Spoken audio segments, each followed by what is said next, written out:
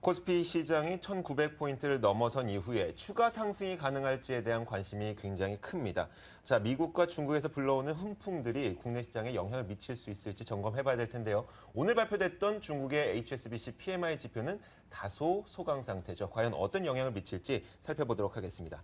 KTB 투자증권 박석현 연구위원 모셨습니다. 안녕하세요. 예, 안녕하십니까. 네, 이 미국발, 중국발 이슈들을 하나하나씩 빼먹을 수가 없는 상황인데 지금 중국발의 PMI 예상치를 밑도는 수준인데도 불구하고 지금 코스피는 크게 변동 없이 1900선 위에서 움직이고 있습니다. 미국발 모멘텀부터 얘기를 해보도록 하죠. 애플의 실적이 순이익은 감소했지만 그래도 예상치가 워낙 낮았기 때문에 예상치를 웃도는 수준으로 발표가 됐습니다. 어떻게 시사점을 가지고 있을까요? 일단 뭐 실적 결과가 예상치를 조금 상회했긴 했지만 서프라이즈 수준까지라고 보기는 좀 그렇고요. 그 시장에서 주목한 부분은 이제 애플이 실적 발표 때 그 앞으로의 실적 가이던스를 이제 어떻게 제시할지 이 부분이 좀 관심이 모아졌었는데 예상했던 수준하고 거의 동일하게 지금 가이던스를 제시를 했습니다. 그래서 이런 부분들은 애플의 향후 이익이 좀 줄어들 것이다. 뭐 이런 거에 대한 우려감을 좀 덜어주는 요인으로 작용을 한 것 같고요.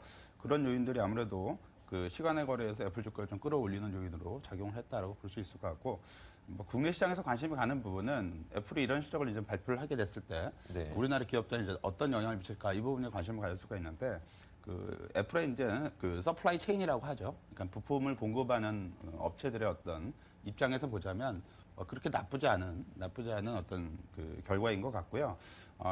그 애플의 매출 가이던스가 한 3Q하고 4Q 이제 나눠서 이제 제시가 됐었는데 3Q보다는 4Q 쪽에 실적이 많이 호전되는 쪽으로 지금 예상이 되고 있는 상황이고요. 이유는 애플의 어떤 새로운 제품들이 9월 말 이후에 대부분 출시가 되거든요. 그래서 실적은 아무래도 그 회계연도 기준으로는 애플은 3분기겠지만 이제 우리 그 달력 기준, 그러니까 캘린더 데이 기준으로는 올해 4분기가 될 것이라고 예상을 할 수 있을 것 같고요. 그러면 이제 부품 공급은 3분기부터 시작이 된다라고 보여지기 때문에 우리나라 관련 그 부품 업체들의 실적은 3분기부터 상당히 호전이 될 것으로 예상이 되고 있고, 주가에도 어느 정도는 좀 반영이 됐겠지만 긍정적인 요인이다라고 볼 수 있을 것 같습니다. 네, 오늘 LG전자가 또 실적을 발표하게 되잖아요. LG전자뿐만 아니라 지금 애플의 부품을 공급하는 기업들에 대한 관심이 굉장히 높습니다. 얼마 전에 그 대만에 있는 그 디스플레이 업체가 애플 공급에서 좀 빠졌었죠. 이에 따라서 상대적으로 좀 우수한 기술을 갖고 있는 뭐 삼성 디스플레이라든지 LG 디스플레이가 다시 부품을 공급하게 되지 않을까 이런 기대감도 있는데, LG전자뿐만 아니라 이 다른 부품주들에 대한 기대감까지도 좀 같이 점검해 주시죠. 일단 뭐 앞에서 말씀드린 대로 애플의 신제품들이 이제 9월 말 이후에 출시가 되기 때문에 일단 부품 공급들은 이제 3분기부터 시작이 될 거고요. 이런 부분들이 상당 부분 그 긍정적인 모멘텀으로 작용할 것으로 예상을 할 수 있을 것 같고요.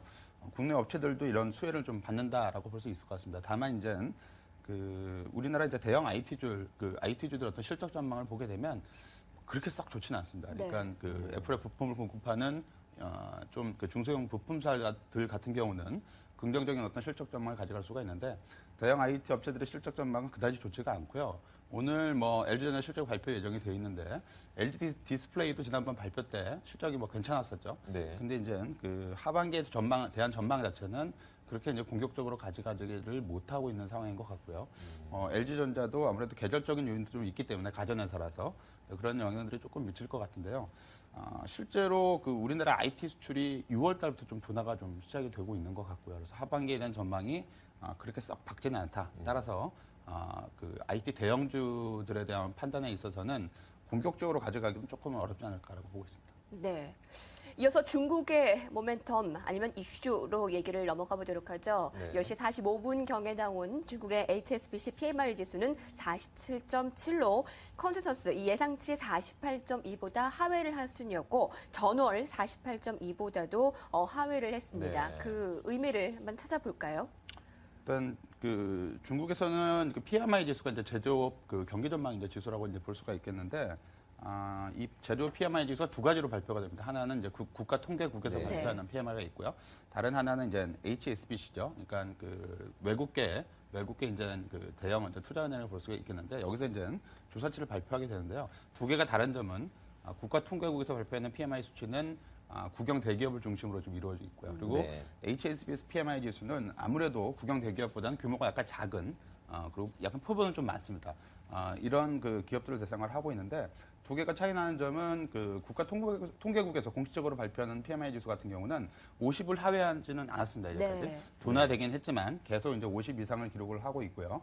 HSBC PMI 같은 경우는 50을 하회한 지가 꽤 됐죠. 이번에도 좀 부진하게 좀 나왔는데 지금 중국 경제 상황을 그대로 이제 보여준다라고 보시면 될 것 같고요. 그러니까 실제로 어떤 그 중국 쪽에서 어떤 체감적인 어떤 수치, 그러니까 중소기업 쪽에서 느끼는 체감 수치들은 중국 경제가 그렇게 안 좋다라는 부분을 지금 표출을 시키고 있는데 국영 대기업 같은 경우는 아직 그런 수준까지는 아니다라는 얘기죠. 그래서 중요한 부분은 추세가 이제 어떻게 되느냐 이 부분이 이제 중요한데요. 요번에 발표한 수치 자체는 예상을 하회했고 전월보다도 좀 낮은 수준을 기록을 했기 때문에 네. 수치 결과 자체는 좀 긍정적이지 않다라고 볼 수 있을 것 같습니다. 다만 주식시장이 이런 부분을 이제 적극적으로 부정적으로 인식을 안 하는 이유는 네. 어저께도 얘기가 나왔지만 아무래도 중국 정부에서 성장 마지노선을 7%다라고 제시를 하면서 네. 그런 부분들이 정책적인 어떤 부양책에 대한 기대감으로 좀 지금은 작용을 하고 있기 때문에 그런 요인들이 오늘 지표 자체가 좀 부진하다 하더라도 시장에는 큰 영향을 미치지 않는 요인이다라고 볼 수 있을 것 같습니다. 말하자면 이 리코노믹스가 악재를 좀 상쇄시키는 정도의 그 정도밖에 영향력이 안 된다는 말씀이신가요? 그거는 이제 그 성장률 7%를 마지노선으로 지금 제시를 했는데요. 네. 이 수치가 분기 기준의 어떤 성장률 수준이라면 의미가 있습니다. 근데 어저께 얘기한 부분은 그 연간 단위, 네. 연간 성장률을 7%를 유지를 하겠다라는 얘기거든요. 근데 이제 이 부분은 시장에서 대부분 알고 있는 내용이고요. 지금 상반기 중국 경기가 한 7.6% 정도 상반기 전체적으로 성장한 것 같은데 연간 7% 성장이라면 하반기 성장률은 7% 아래로 내려갈 수가 있다라는 얘기거든요. 이런 측면으로 봤을 때는 어저께 이제 중국 정부에서 얘기한 어떤 그런 그 정책적인 메시지는 네. 경기 부양을 강하게 하겠다라는 얘기보다는 좀 방어적인 수준, 그러니까 어느 정도 수준까지는 경기 둔화를 용인하더라도 네. 이 밑으로 가면 이제 경기 부양에 들어가겠다라는 얘기인데 네. 공격적인 수준은 아닌 거라고 볼 수 있을 것 같고요. 다만 긍정적인 부분은 그동안 중국 경제가 뭐 많이 둔화되면 성장률이 뭐 4%, 5%까지 떨어질 수 있다 이런 얘기들도 많이 나왔었는데 네. 일종의 마지노선을 설정을 하면서 네. 불확실성을 많이 줄여준 이 부분은 긍정적이라고 볼 수 있을 것 같고요. HSPMI가 좀 나쁘게 나왔어도 주식시장에서 뭐 부정적인 임팩트가 크지 않은 이유도 중국 경제에 대한 불확실성 부분만큼은 어느 정도는 진정이 됐다라고 보여지기 때문에 그런 영향이 좀 작용을 하고 있는 것 같습니다. 네, 그래서 아직 지금 지수의 움직임도 덜한 것 같습니다. 1900선 위에서의 코스피 지수 움직임이 나타나고 있는데요. 네. 이 안착에 대한 가능성 어느 정도로 있고 앞으로의 그 전략들 어떻게 세우는 것이 가장 현명한 선택일까요? 안착 여부는 아직 좀 불확실하다라고 봐야 될 것 같고요. 네. 뭐 어제 이제 하루 이제 1900선을 넘은 수준이기 때문에 안착 여부는 아직까지 불확실하다라고 봐야 될 것 같고 전반적으로는 시장 흐름이 박스권에서 벗어났다라고 보기 좀 어렵습니다. 그래서 박스권 위쪽 레벨은 한 1900에서 1950 정도 사이로 봐야 될 것 같고요. 아래쪽 레벨은 1900 안착보다는 한 1800포인트대 중반 정도 그 정도로 박스권 저점을 설정하는 게 맞지 않을까 생각을 하고 있습니다. 그래도 6월 말 중순 때였나요? 이 1700, 한 60, 70 이 정도의 저점보다는 조금 높아졌나요? 저점이요? 그 미국 쪽의 그 출구 전략에 대한 불확실성이 진정이 됐고요. 그리고 지금 방금 말씀드린 대로 중국이 성장 모멘텀을 이끌어내는 못하겠지만 중국 성장과 관련된 불확실성 부분 자체도 어느 정도 진정이 됐기 때문에 네. 하단에 대한 어떤 리스크는 상당 부분 진정이 돼 있는 상태다라고 보여지고요. 방금 말씀드린 그 미국과 중국의 두 가지 이제 변수들 이런 부분들이 앞으로 이제 어떻게 변하냐에 따라서 박스권 레벨이 조금 달라질 가능성은 좀 있는 것 같습니다. 네, 마지막으로 저희가 간단하게 좀 들어볼게요. 그렇다면 이런 시장에서 가장 좀 상승 가능성이 있을 만한 좀 관심을 가질 만한 업종이 있다면 어떤 업종으로 눈을 돌려보는 게 좋을까요?